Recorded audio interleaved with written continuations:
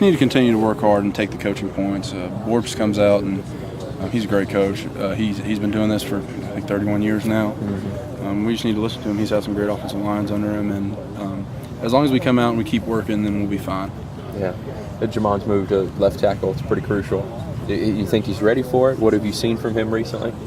I think he's ready, but at the same time, we got to take everything with a grain of salt. Because like I said earlier, it's really easy to get embarrassed on the offensive line. So we just have to keep working. You know, like I said, I know I've been kind of hitting the nail on the hammer, but your job's never finished as an offensive lineman. You never arrived.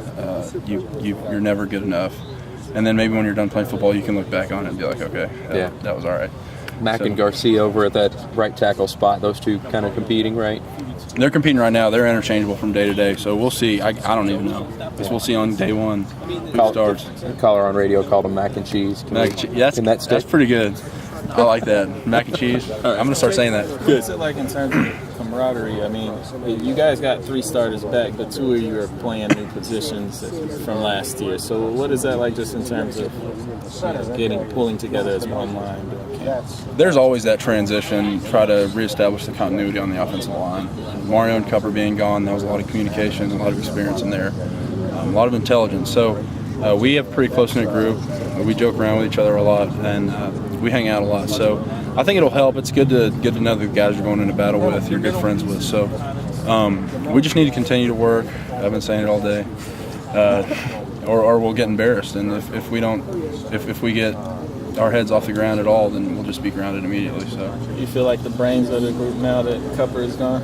I wouldn't say all that because, I might. I'm not that smart. So I try to, but not as smart as I think I am sometimes. And you guys switched up, the administrators, Coach Strong, switched up autograph fan day to now it's an open practice scrimmage. What are your thoughts on, did you like that interaction with the fans, or do you think that they actually will get more out of this because we never get to see you guys after those first 2 practices? I enjoy interaction with fans. I'm not sure how much the fans enjoy interaction with offensive linemen, to be completely honest with you, because nobody really knows my name or anybody around. So it'll be good though. I like when the fans come out and watch us practice. It's good to have an audience. I enjoy fan day. It's tough. I know all that stuff that was going on with Texas A&M's quarterback, and then somebody tried to drag ours into it. That's, there's only one way to cut that off, and that's just to cut the autograph session off. So I think it's best for the team in general. We don't want any unnecessary sanctions against us, but I like the interaction with the fans, even though they might not like us too much. But they don't recognize you even after that SI cover they mocked up and put on Twitter with you and Teddy? I thought that was real. I got my bubble busted a little bit on that one. But, some of them do. The diehards, they kind of know. But, you don't expect them to. You don't really want them to because they know who you are and you mess up. They're like, I know that guy. He's the one that messed up on that play. So. Do you enjoy the lack of it? Do you enjoy kind of being not in the spotlight so much and kind of just going undercover?